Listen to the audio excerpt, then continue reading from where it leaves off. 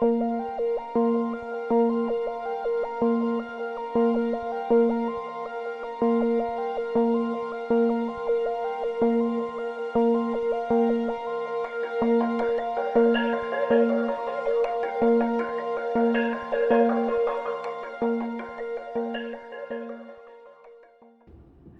my name is Miriam.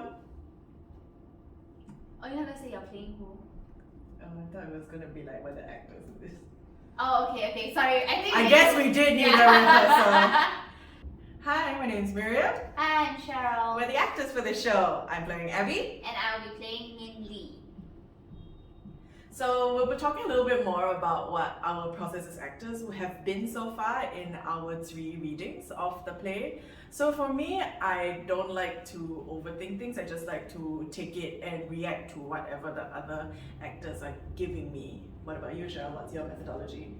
I think for me it has been an interesting process, especially knowing the show before it was this show and then changing it into this show and this new characters kind of.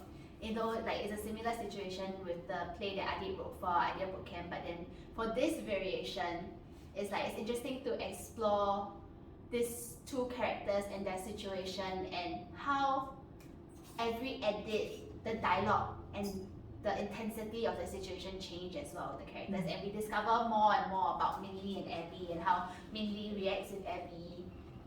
Yeah, for me, I think it's very interesting as both as the synthesis of my praxis as a theatre maker, as well as my political views as a leftist.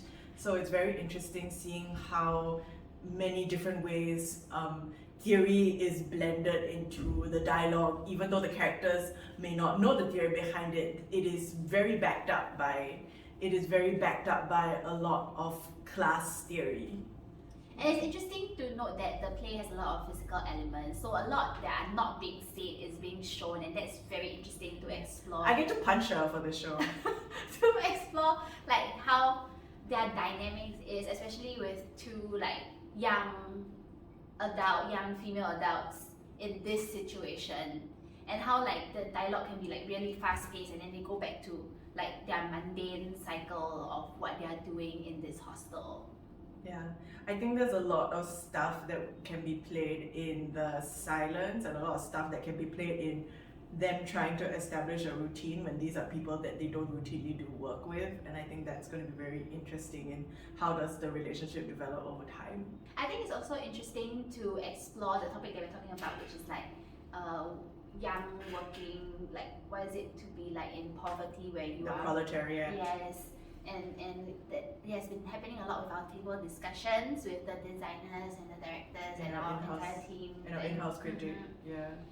And it's been useful to kind of know where the characters stand in society in general, and how they attempt to either not escape, or like try to escape from this scenario that they have been put in, like trying to. Yeah, how do they climb the social ladder? Yeah, and how the difference between how Min does it and how Abby does it, and how this reflects on what's happening on society as well.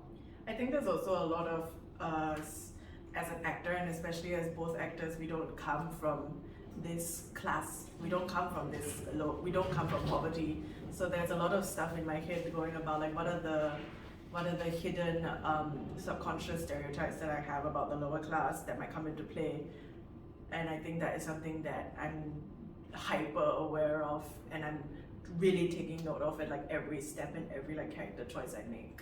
Yeah, and I agree with Miriam that it makes us easier that we have an in-house critic and a director, and then we talk about like what we are trying to not make it stereotypical or like poverty porn, and having that revision of a script again and again and again hopefully helps us to really solidify what we're trying to say, but in a way that we feel is a good representation as well. Yeah, I think what we want is that the audience doesn't come up pitching any of us, but just comes out going, oh, this is what is happening in Singapore. Yeah. I look forward to the action sequence between us, because I think I get to punch Cheryl. For the past impromptu meeting show, the most physical thing we did was dance, which was also quite physical for the staff room. We but weren't even the main dancer, we were the backup yeah, we were dancers. backup dancers. We were groupies. but there's something, no spoilers, but a Yeah. huge part of the play goes into, let's say, another realm. Yeah, I think, let's just say, look forward to elements of song and dance in the show. And very excited to start working on that, to see how that merges. And I'm really excited to learn more about us dynamic in general, like how Mindy and Abby, the dynamic changes multiple times within the play. And there's also the narrative that I think is important for two female characters to also come from a place of like care and support for each other, but then something else happens as well. No spoilers. It's so hard to talk without spoilers. Yeah, I think it's how are we going to find agency in these characters. I think that's going to be very important, especially in a show that's talking about class and class mobility. Is how do we give them agency? How do we give them like self-actualization as characters? You know, how do we take what Adib has already written and flesh it out even more? Yeah, I think I'm also very excited because this is like my first time doing a duo piece with Cheryl, so it'd be interesting to see how that works on the floor. You know, yeah, how do we? Well, like I have to do a cheerleading routine, and Cheryl was a cheerleader in school, so she's gonna have to teach me how to do a bow and arrow. That'd be quite fun. I think it's also interesting to be working on a script that is not finalized yet, because it's going to still go through multiple edits, and I hope this will help to make our story stronger as well, the character development stronger as well. So that's very interesting. Yeah, and I think it's although this play isn't technically a naturalistic piece because no spoilers, there's gonna be song and dance. I think it's not very often that we get the privilege to do a very character-driven script. So I think that's a great privilege to have at the moment. Yeah.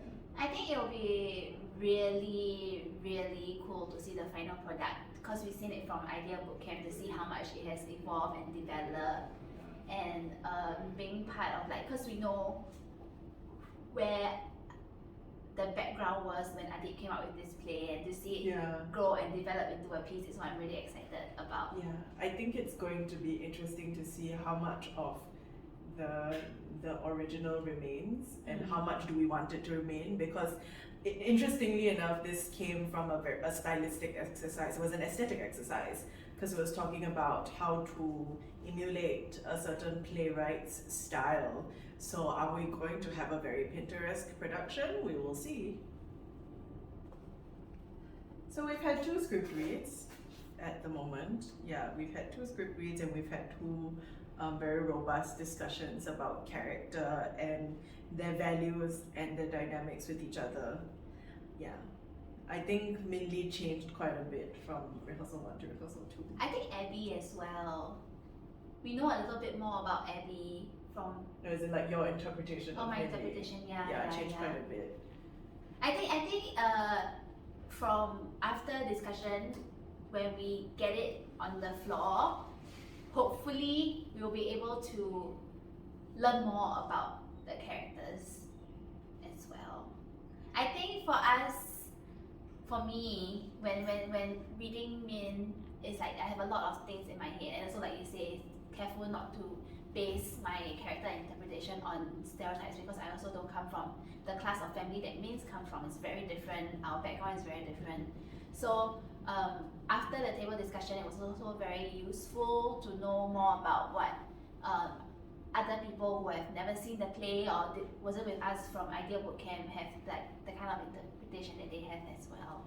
Yeah. One of my favorite things to do when building characters is, because I'm a personality quiz junkie, so I like thinking like, okay, what Enneagram number is Abby? What would her MBTI type be? What Hogwarts house would she be in?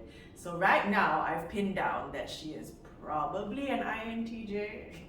Enneagram, I have to think a little bit more. She's an I. Yeah, I think she's quite a firm I. I think Min is an E. I haven't really worked out I'm not coming in from the MTBI. I'm thinking more about like, for me, like I have to build character through my imagination. So I really have to piece this character from like how she looks like, to what she wears, to what she eats, to what she does on a daily basis. Maybe I will look into what horoscope she is. Which is basically MBTI. Which is basically. MBTI is basically horoscopes. So we look forward Yeah. to developing this into a show. Yeah, we look forward to giving you a fun show with a lot of song and dance and punching Cheryl. Like that.